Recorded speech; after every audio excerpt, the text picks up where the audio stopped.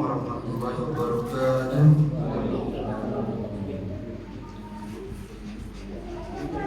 Bismillahirrahmanirrahim. Alhamdulillahirabbil alamin. Allahumma shalli ala sayyidina Muhammadin wa ala alihi washabbihi ajmain. Rabbi shrah li sadri wa yassir li amri wa hlul 'uqdatam min lisani yafqahu qawli. Puji dan syukur kita panjatkan kehadirat Rabbi Allah Subhanahu wa taala. Alhamdulillah wa syukurlah malam ini masih memberikan kepada kita kemampuan lahir dan batin untuk melaksanakan sholat maghrib berjamaah yang insya Allah dilanjutkan dengan kajian tafsir. Salawat dan salam semoga limpahkan kepada junjungan kita Habibana wa Rasulana Sayyidina Muhammad Rasulullah SAW. Allahumma sholli ala sayyidina Muhammad wa ala sayyidina Muhammad. Hadirin kaum muslimin rahimahullah. Insyaallah malam ini kita melanjutkan ayat yang selanjutnya. Kalau semalam kita membahas tentang ulaikal ladzina istarhu dalalata, itu kalau tak salah ayat 16. Insyaallah hari ini malam ini kita membahas tentang ayat 17 dan 18. Kenapa harus digabungkan? Karena ayat 18 itu akibat daripada ayat 17, ayat 16 dan ayat-ayat sebelumnya.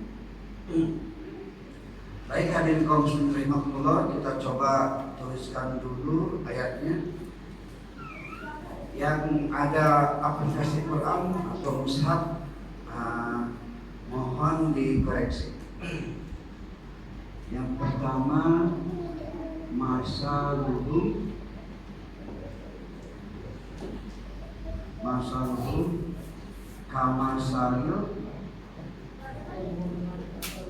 kamasalil hadis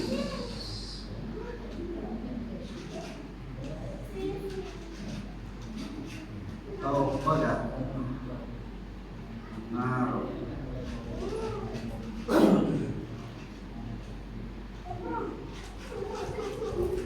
falamma adarat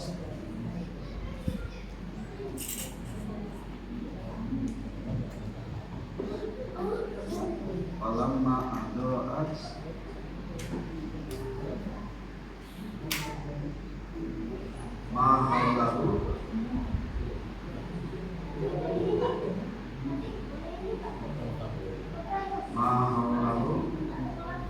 dahaballah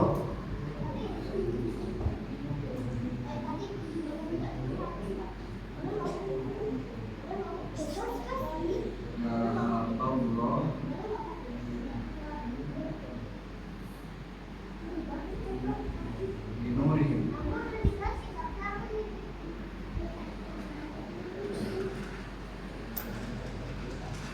wa tarakahum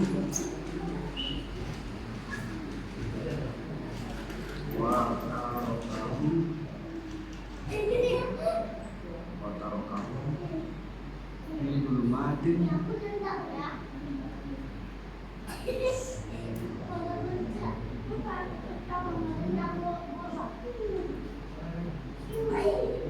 la yubsirun.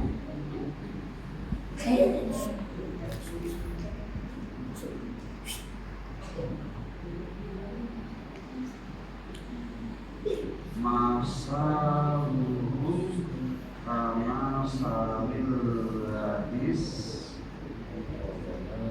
tau kodana falamma adoras ma'aulabu dahaballahu binurihim wa tarakahum bi dhulumatil la yubsirun.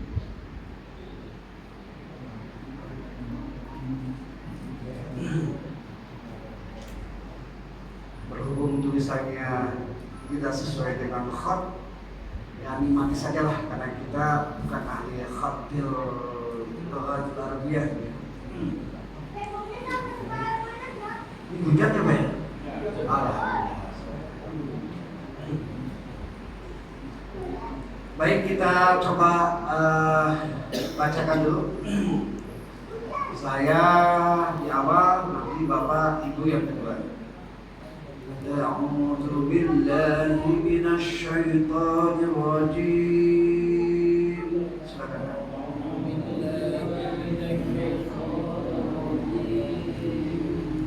Bismillahirrahmanirrahim.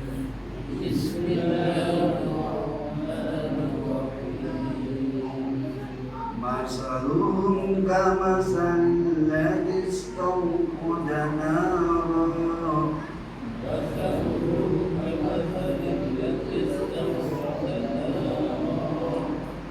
Setelah nar ada wakaf nggak Haji? Soalnya di kitab ini ada tanda tajwid, ada wakaf. Ada ya. Falamma adha'at ma hawlahu dhahaba Allahu bi nurihim.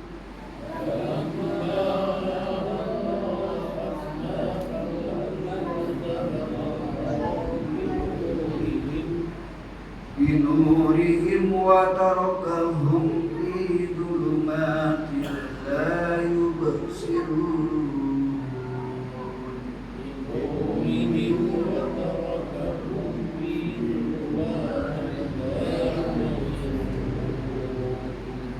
Baik, kita coba terjemahkan. Bismillahirrahmanirrahim. Masaluhum, dan perumpamaan mereka. Silakan Pak.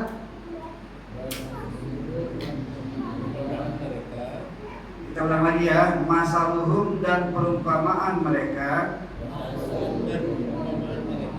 Ya mohon maaf karena nggak ada huruf waw, jadi nggak pakai dan ya. Ulang lagi berarti. Ulang lagi Pak. Masaluhum, perumpamaan mereka. Kamasalil ladzi, seperti perumpamaan orang.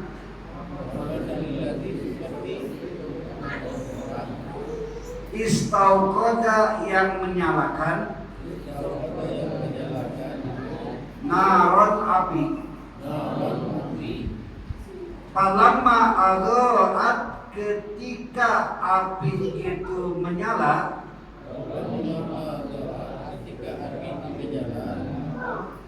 Bisa artinya menyala atau terang ya Pak ya, karena sama-sama bersinar ya. Ma haulahu, di sekitar mereka. Dahaballahu, maka Allah memadamkan. Binurihim, cahaya kepada mereka. Wa tarakahum, dan Allah meninggalkan mereka. Bidulumatin, dalam keadaan gelap. La yubsiruna, dan mereka tidak bisa melihat. Bacaan dan terjemahannya barangkali ada yang disampaikan Pak, ada yang ditambahkan atau ada yang ditanyakan, persilakan. Jadi istauqada palama adha'at itu lebih mendekatinya kepada menerangi gitu ya.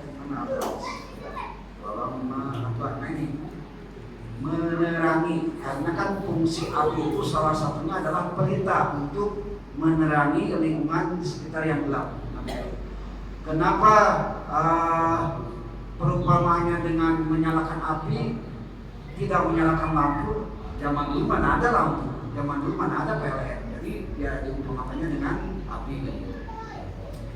Hadirin kaum muslimin rahimakumullah, ketika kita dihadapkan dengan suatu kalimat yang masih abstrak, yang masih tidak jelas, seperti kemarin kan kita membahas tentang ulaika alladziina ishtaraw ad-dalalata bil-huda, dan mereka telah menukarkan, telah memperjualbelikan kesesatan dengan petunjuk, kan begitu.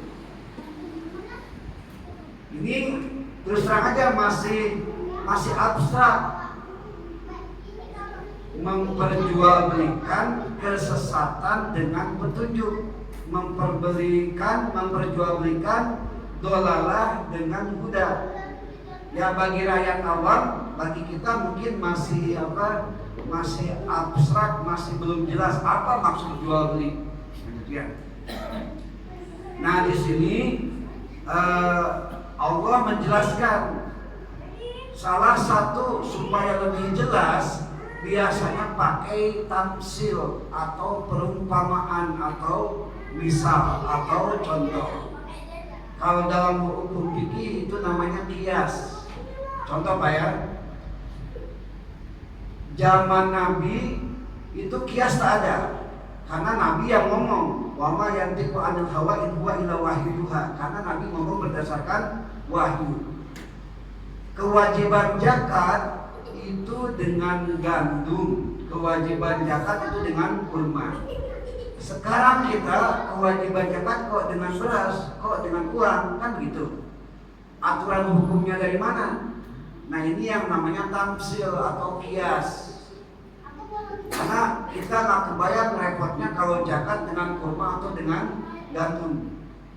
Apa kiasnya? Kias yang dipersamakan, sama-sama makanan pokok, kan gitu. Seumpamanya seperti itu. Jadi fungsi contoh, fungsi umpama, fungsi tamsil adalah untuk lebih menjelaskan lagi. Nah sekarang ayat ke-17 ini memakai tamsil atau misal. Makanya misal itu asal kata dari bahasa Arab yang diserap oleh bahasa Indonesia yang artinya sama. Misal sama dengan contoh. Di sini pun sama. Misal itu sama dengan contoh. Bisa aja artinya masalun contoh seperti mereka, bisa aja seperti itu. Cuma kita jangan membandingkan makna konteks bahasa Arab dengan konteks bahasa Indonesia, tidak bisa. Seperti zat Allah. Kalau zat dalam bahasa Indonesia apa? Benda kan? Kalau zat dalam bahasa itu lain, namanya beda lagi. Hakikat artinya. Jadi tidak bisa dipersamakan. Nah gitu ya. Ini harus kita hati-hati gitu ya. Baik. Allah memberikan penjelasan tentang tamsil orang-orang yang munafik. Apa contohnya? Di sini ada dua contoh ya. Ada dua contoh. Contoh di ayat 17 dan nanti contoh di ayat 19. 17 contoh pertama, 19 contoh kedua. Apa tujuannya? Untuk memperjelas. Baik. Jadi tafsir menurut Allah begini. Orang-orang yang munafik itu ibarat dia dikasih penerangan, gitu ya. Dikasih cahaya. Di sini menurut Imam As-Sadi, saya bacakan tafsirnya. Bismillahirrahmanirrahim. Qala Sadi fi tafsirihi an Abi Malik wa Abi Shalih an Ibnu Abbas an Murrah Al-Hamdani an Ibnu Mas'ud wa an Nas min ashabi Rasulullah SAW. Ini semua para sahabat sepakat tafsirnya seperti ini. Apa tafsirnya? Anna nasa dakhalu fil Islam muqaddamun Nabi sallallahu alaihi wasallam fil Madinah.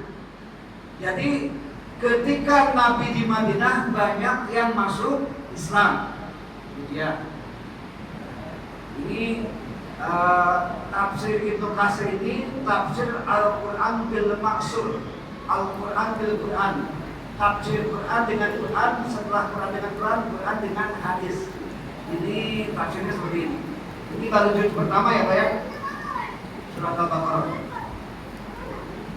Nah, jadi Pak, kata Imam Ibnu Sadi yang diterima keterangannya dari para sahabat Nabi, Ibnu Abbas, Ibnu Mas'ud, Ibnu Saleh, Al-Hamdani dan sebagainya, itu kejadiannya terjadi ketika orang-orang kafir masuk Islam di Madinah. Karena orang munafik itu muncul ketika Nabi di Madinah, setelah Nabi hijrah.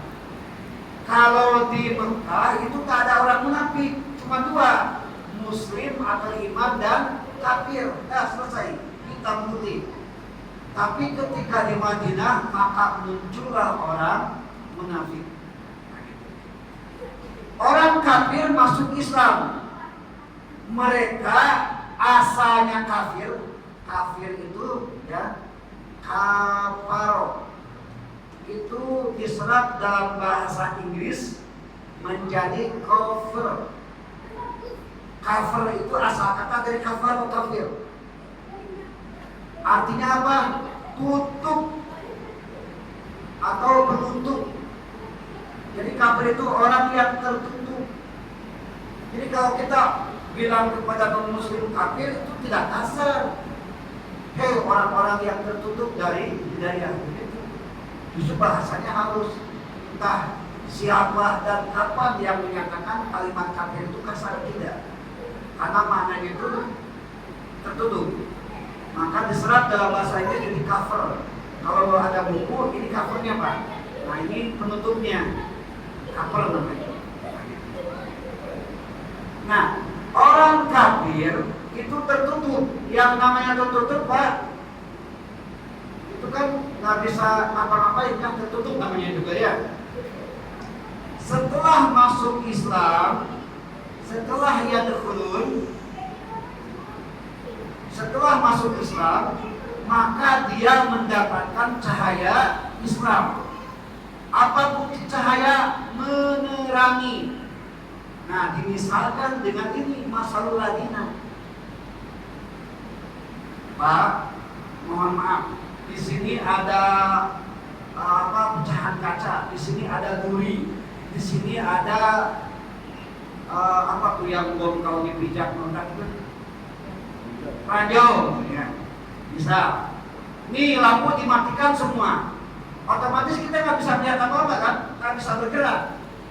Kalau bergerak bisa aja kena duri, kena ranjau, kena bom.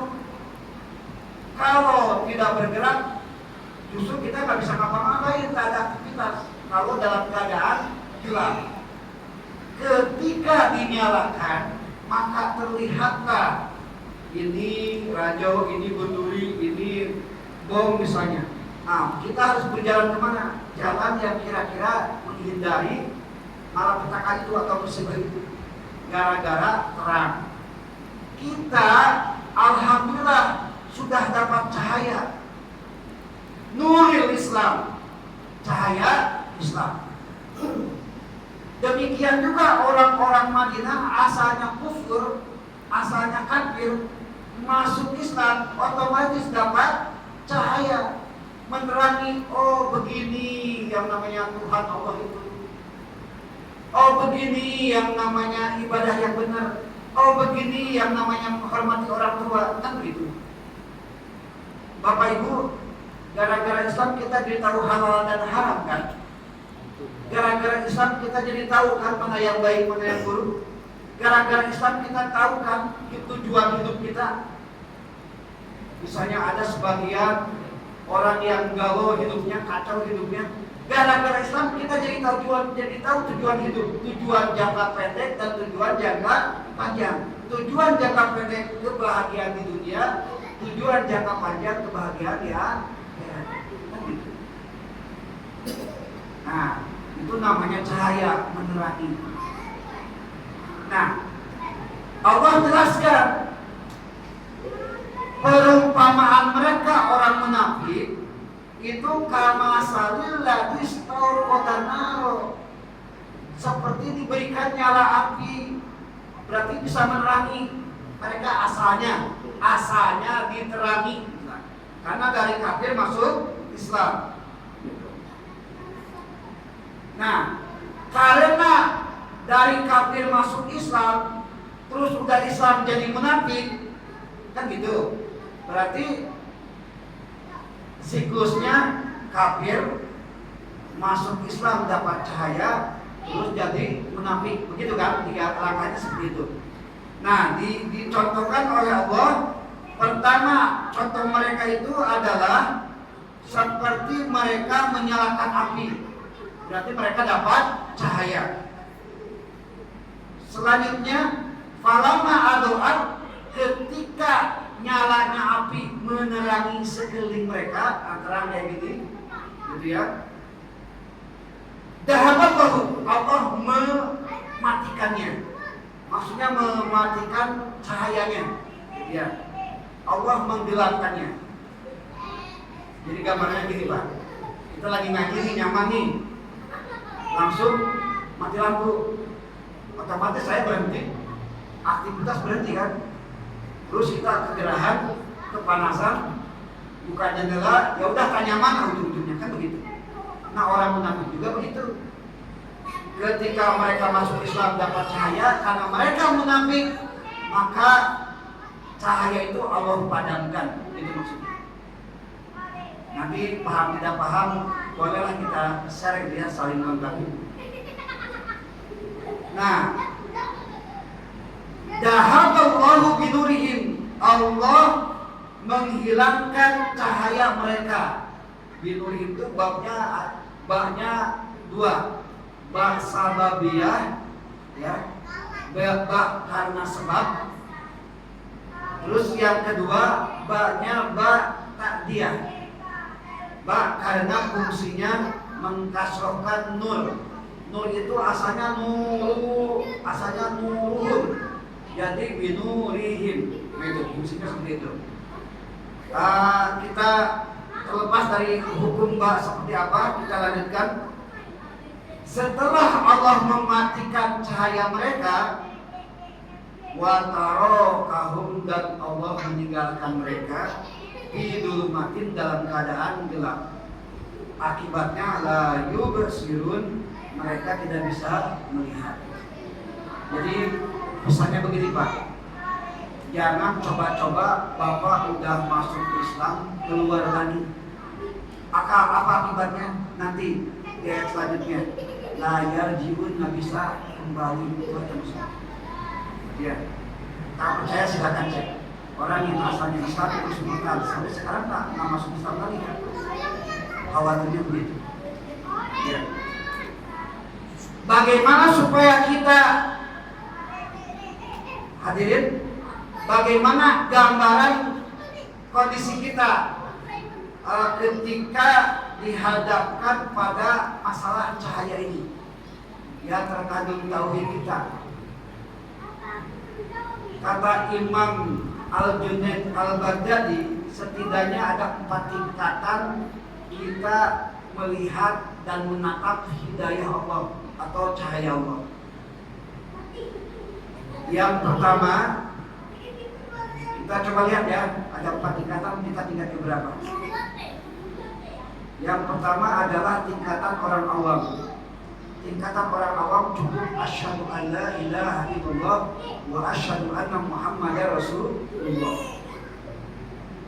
Tapi cahayanya sedikit. Akhirnya ibadah kita ya biasa-biasa aja. Merasa puas, merasa biasa-biasa. Bapak setelah sholat maghrib ada nggak semangat maghrib besok saya harus lebih usul? Ada nggak kayak gitu kan? Jauh sendiri aja ya. Kalau tak ada biasa-biasa, berarti itu kita cahayanya tidak awam, ya biasa-biasa saja. Jadi orang yang awam itu hanya sebatas cuma asyhadu alla ilaha illallah wa asyhadu anna muhammadar rasulullah, gitu. Yang selanjutnya, ciri khas orang awam itu dia merasa takut dan berharap dalam hidupnya di luar dari dirinya. Maksudnya begini, dia yakin Tuhan itu Allah, dia yakin Allah yang memeliharanya, dia yakin Allah yang mengurusnya, yang memberi rezekinya dan segala macamnya, yakin dengan asyhadu alla ilaha wa asyhadu anna muhammadar rasulullah. Tapi di satu sisi dia merasa berharap dan takut di luar dirinya. Contoh di luar dirinya begini, iya sih berkeyakinan kepada Allah, tapi masih takut sama atasan, karena atasan yang menggaji. Itu maksudnya. Kan di luar dirinya kan. Dia sih syahadat asyhadu alla ilaha illallah, tapi masih cemas dengan lingkungan sekitar. Kalau tidak sholat atau takut diomongin sama tetangga, kalau tidak kerja bakti takut disindir. Nah itu syahadat orang awam. Cahayanya kecil. Nah sekarang cahaya kita kecil nggak dari Allah? Kan begitu. Kalau begitu ya kita punya kewajiban untuk meningkatkan level tauhid kita. Apa level yang kedua? Yaitu level alim. Alim itu sama syahadat seperti orang awam, asyhadu an la ilaha illallah wa asyhadu anna muhammadar rasulullah. Karena syaratnya Islam itu registrasinya syahadat. Walaupun bapak, ibu berbuat baik, berbuat dermawan, berbuat soleh, jangan harap masuk surga kalau belum syahadat, kan gitu. Itu registrasi namanya. Walaupun kita masuk universitas paling mahal, paling elit, kita masuk kuliah kita paling pinter, kita masuk kuliah paling rajin, ketika wisuda mohon maaf nggak akan dapat ijazah. Kenapa? Belum pendaftaran, belum registrasi. Walaupun pinter, paling dapat ijazah palsu kan gitu. Ya. Jadi walaupun pinter, walaupun apa, karena belum asyhadu an la ilaha illallah, ya mohon maaf belum terregistrasi. Nah orang alim juga tetap syahadat, tapi syahadatnya selain tadi syahadat, dia ditambah dengan takwa. Itu cirinya syahadat orang alim. Cahayanya lumayan melimpah, karena dengan ketakwaan. Kenapa dengan takwa? Karena tujuan terakhir daripada ibadah adalah takwa. Silakan cek dalam Al-Quran, rata-rata ujungnya takwa. La'allakum tattaqun, la'allakum tattaqun dan sebagainya. Tapi kelemahan orang alim itu dia merasa takut atau berharap di dalam dirinya. Kalau tadi orang awam di luar dirinya, takut sama atasan, takut sama tetangga, itu di luar diri kita kan. Nah kalau orang alim takut sama di dalam dirinya, khawatir, ingin ngambil, tuh, ini pantas kayak buat saya, nah kayak gitu. Ingin minum, gitu ya, ingin minum. Nah kalau orang alim itu bertanya-tanya dalam hati, pantas nggak lagi ngaji itu minum, nah gitu ya, repot diri sendirilah. Tapi kalau orang awam lain, kalau haus ya minum aja. Nah kalau orang awam lain cerita, kalau minum aja ngapain, jadi harus mikir-mikir. Tapi kalau orang alim itu mikir dulu. Jadi ketika dia bertindak, dia berpikir dulu apakah ini bagus atau tidak. Itu tauhid orang alim seperti itu. Tapi cahaya cukup melimpah. Allahu nurun, Allah itu adalah yang mencahayai kita. Kalau bapak hanya sekedar syahadat saja, mohon maaf kecil kalau mencahayai. Tapi kalau dipluskan dengan takwa, ya hasil daripada ibadah, maka sedikit melimpah daripada cahaya. Karena kita kan lagi membahas tentang binurihim gitu ya. Tingkatan yang ketiga adalah khawas. Jadi kita kayak sama dengan Imam Al-Ghazali ya. Imam Al-Ghazali tentang tingkatan kuasa. Ada awam, ada khawas, ada mil khawas. Jadi ternyata Imam Ghazali itu gurunya, dia mempunyai guru namanya Imam Junaid Al-Baghdadi gitu ya. Berarti hampir ada kemiripan gitu. Yang ketiga adalah khawas. Kalau tadi orang awam dia khawatir dan takut di luar dirinya, kalau orang alim dia takut dan khawatir pada dirinya, di dalam dirinya. Kalau orang awam di luar dirinya, kalau orang alim di dalam dirinya. Nah kalau orang khawas, di samping syahadat, di samping takwa, dia khawatir dan takut hanya kepada Allah Subhanahu wa Ta'ala. Sudah sampai di sana kita Pak? Nah silakan aja lah cek masing-masing lah ya. Jadi udah nggak ada takut yang lainnya, hanya takut sama Allah aja. Hanya butuh sama Allah saja, yang lain tak butuh lagi. Itu orang khawas namanya. Kalau orang awam itu khawatir di luar dirinya, khawatir dicaci, khawatir dimaki, khawatir dibenci, gitu. Kalau orang alim khawatir sama dirinya, di dalam dirinya. Tapi kalau orang khawas itu nggak ada kekhawatiran lagi, nggak ada ketakutan lagi kecuali kepada Allah Subhanahu wa Ta'ala. Itu orang khawas. Itu cahayanya melimpah. Ya, insya Allah tidak akan fadhahaballahu binurihim, tidak akan mematikan cahayanya. Nah itu yang ketiga. Dan yang terakhir adalah khawas bil khawas.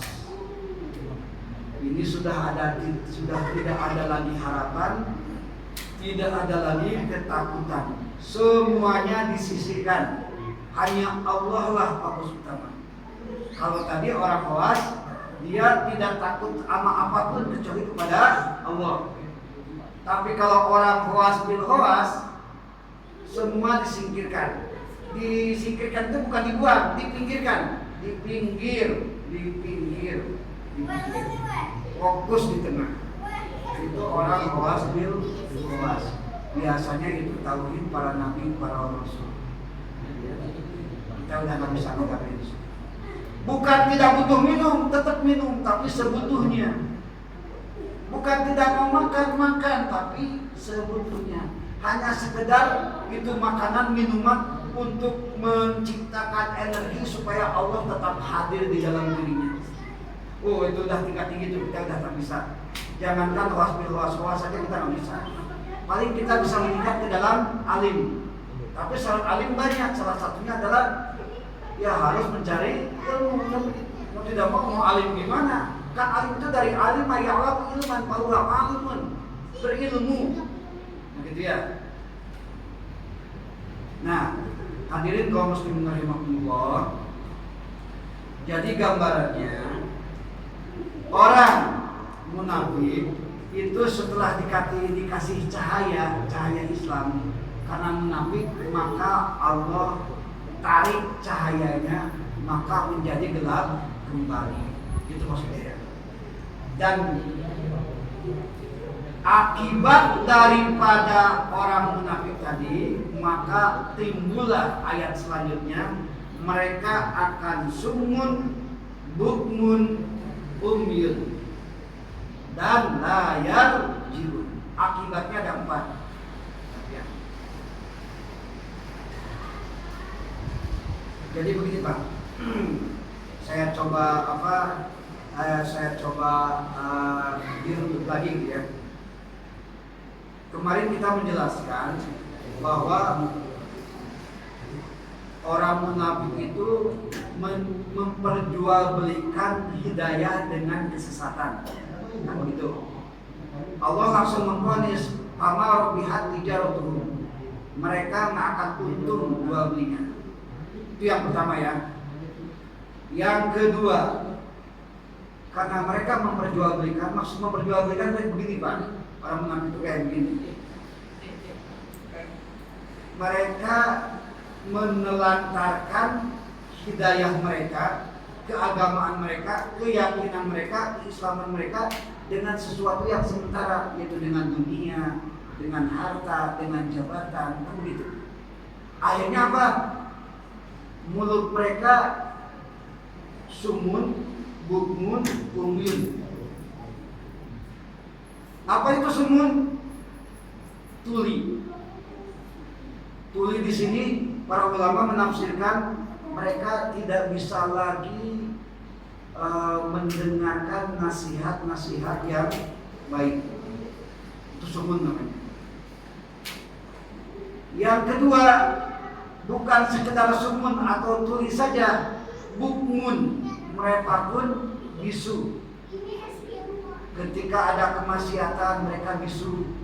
Ketika pemimpin zalim mereka bisu, dia padahal asalnya mereka beriman, padahal mereka asalnya pemimpin. Nah gitu. Bahkan kadang-kadang menyerang Islam.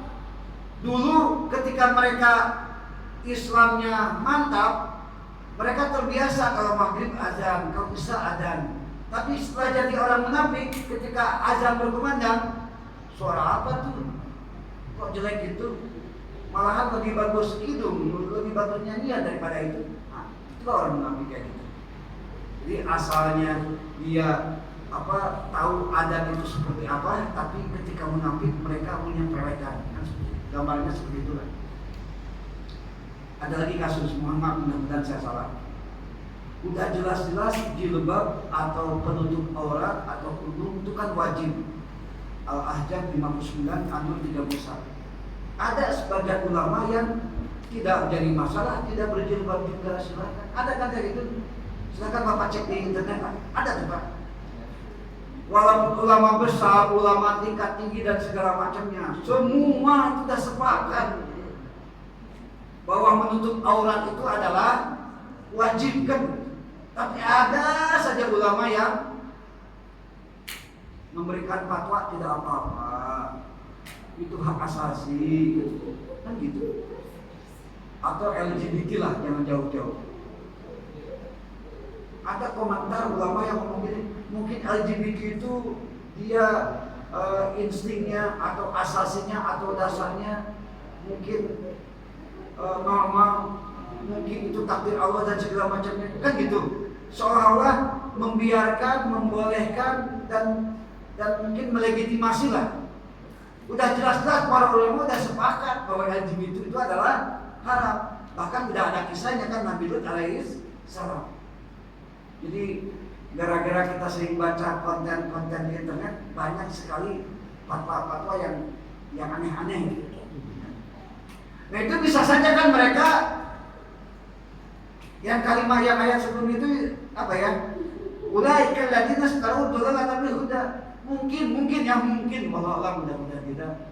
Mungkin bisa saja mereka sudah disuap dengan mobil, sudah disuap dengan jabatan, sudah disuap dengan rumah dan segala macam. Bahkan dari pihak sponsor, tolonglah kacaukan umat Islam, ragukanlah mereka dan sebagainya dan sebagainya. Seperti itulah gambarnya. Tidak usah jauh-jauh lah. Udah jelas-jelas misalnya ada kasus skandal Epstein. Bapak pernah dengar skandal Epstein yang melibatkan Presiden Amerika? Mohon maaf saya agak melebar ya. Jadi yang memperbudak anak-anak kecil dari usia 11 sampai 14 tahun, semuanya sudah terbongkar dan segala macamnya. Apakah pantas negara-negara teluk, negara-negara Islam berkolaborasi dengan negara yang sudah menggenosida Palestina, sudah menggenosida Gaza dan sebagainya kan? Itu gambarnya seperti itulah munafik. Karena mereka udah disuap, mereka udah dikasih apa mungkin kan gitu. Itu yang namanya hukum. Akhirnya mereka bisu membiarkan. Ya, makanya ulama-ulama itu banyak yang bisu dalam kemaksiatan daripada yang, maksudnya gini, banyak yang amar ma'ruf tapi tidak banyak yang nahi munkar, itu maksudnya. Seperti halnya kemarin kasus minuman keras ditukar dengan surat Ad-Duha. Udah baca ya?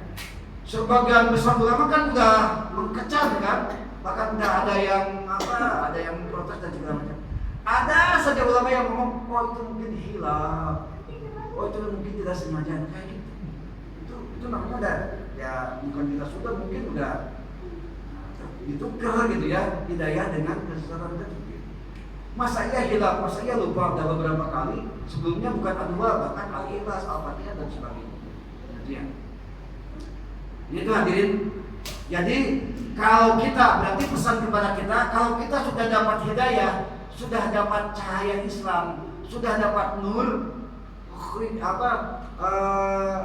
yukhrijuhum minadh dhulumati ilan nur gitu ya.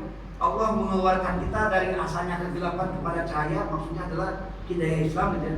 Setelah Bapak sudah menyatakan Islamnya dapat cahaya Islam, jangan coba-coba murtad. Itulah maksudnya. Jangan coba-coba kembali ke kegelapan. Apa resikonya? Fahum la yarji'un. Khawatir tidak bisa balik lagi. Ya, silahkan lihat rata-rata kaum murtadin, orang-orang yang keluar dari agama Islam itu tak ada yang kembali lagi sampai mati, rata-rata seperti itu. Silakan aja.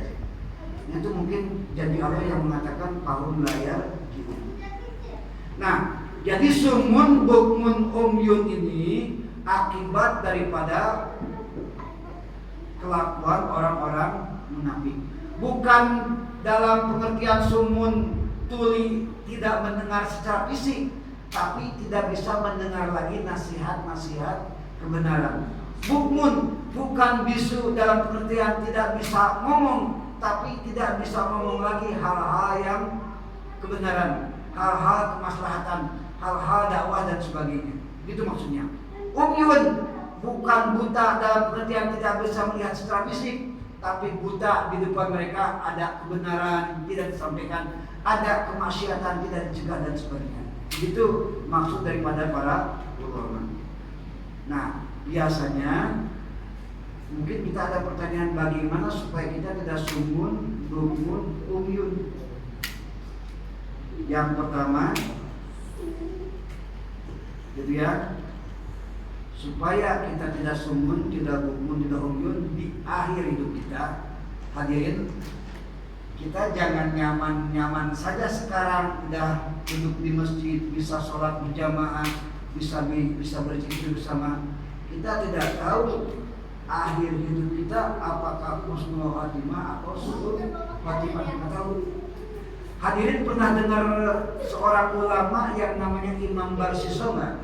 Pernah dengar nggak?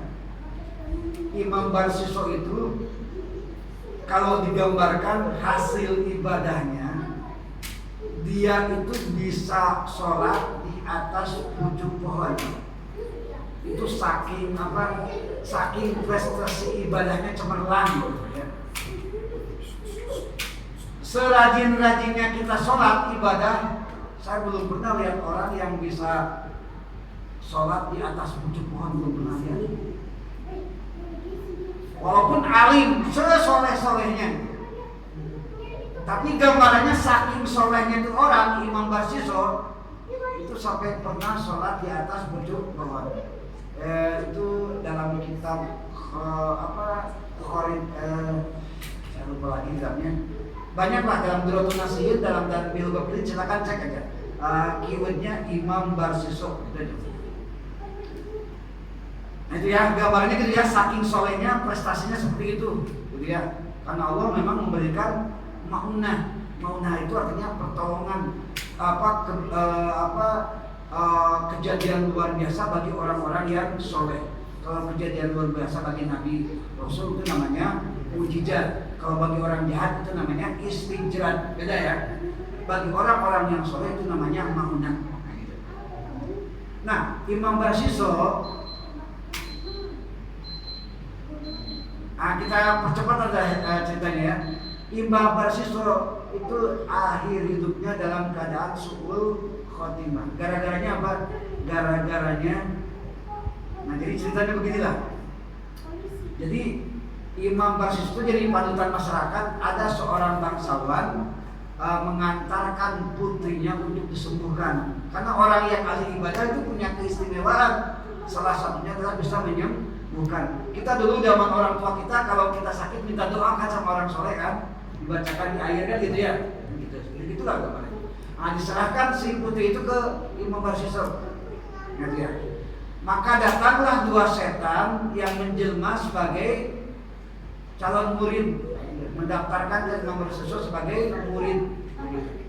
Nah, selama beberapa tahun, Imam Barsiso itu lihat muridnya itu kok lebih soleh daripada dia. Jadi kalau sholat itu tiap saat terus sholat, tiap saat terus ngaji, tiap saat terus zikir. Kalau Imam Barsiso kan tidak ada istirahatnya, ada buang air besarnya, ada makannya, ada tidurnya kan begitu. Kalau ini enggak, terus saja ibadah.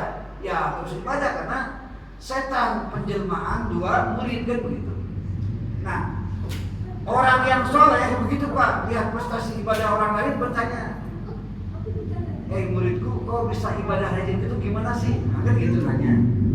Akhirnya kata dua murid yang sebetulnya setan, dia mau imam kalau mau seperti kami, gampang, asal maksiat dulu atau dosa dulu satu kali saja, terus bertobat, insya Allah.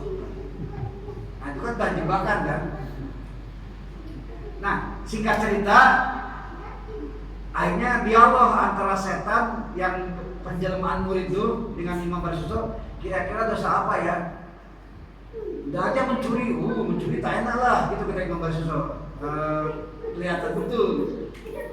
Ya udah berzina saja, apalagi berzina, jelas merugikan anak orang. Akhirnya apa? Disepakati dosanya adalah minum minuman keras. Karena tidak merugikan orang lain kan.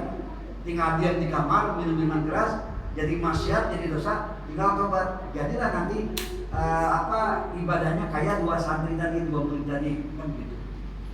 Nah dimulailah dari sana si Imam Barsiso itu mulai dari minum minuman keras. Kalau sudah minum minuman keras, apa yang kenapa? Pikiran kan, itu sudah tak terkontrol. Akal sudah tidak ada. Ada seorang putri bangsawan yang sedang dalam pengobatan kan. Yang namanya Imam Barsiso itu kan laki-laki, dia perempuan. Ya udah nyambung. Akhirnya terjadi perzinahan gara-gara minuman keras. Setelah perzinahan merasa berdosa, supaya menghilangkan jejak, akhirnya dibunuh kan gitu. Jadi dari minuman keras, dari beberapa dosa, diantaranya apa? Perzinahan dan pembunuhan.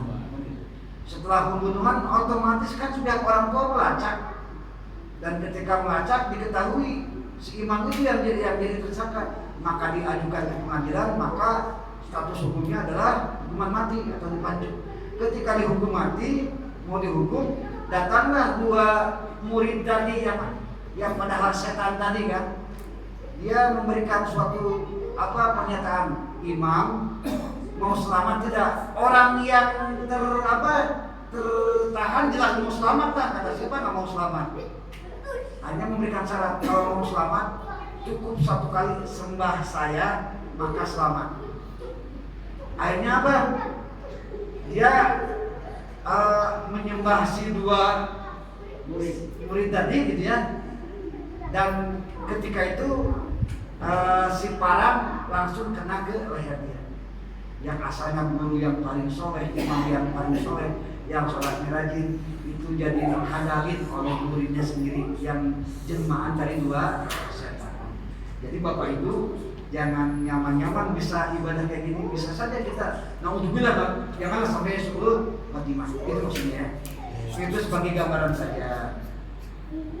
Tadinya saya hari ini akan menyampaikan apa saja supaya kita tidak tersesat, karena ya waktunya sudah habis. Insya Allah 2 pekan yang akan datang sambil menjelaskan tentang sumun, bukmun, umyun, fahum, layar, jiun. Kesimpulannya, kita berdoa kepada Allah Subhanahu wa taala, mudah-mudahan kita diberi kemampuan untuk istiqomah dalam cahaya Islam, dalam cahaya Allah, dan dibawa sampai kita meninggal dalam keadaan husnul khatimah. Amin ya Allah ya rabbal alamin. Mafhum harapannya, kalau kita sampai murtad maka dikhawatirkan fahum la yarjiun, kita nggak bisa lagi balik Islam lagi. Tapi juga semua namun hadirin, itu saja mungkin yang bisa saya sampaikan. Mudah-mudahan ada guna dan manfaatnya.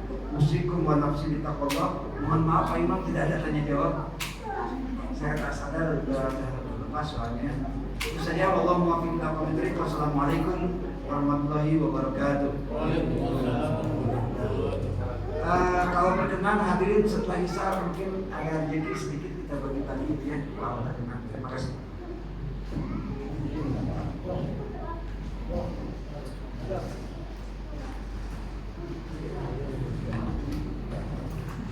Ada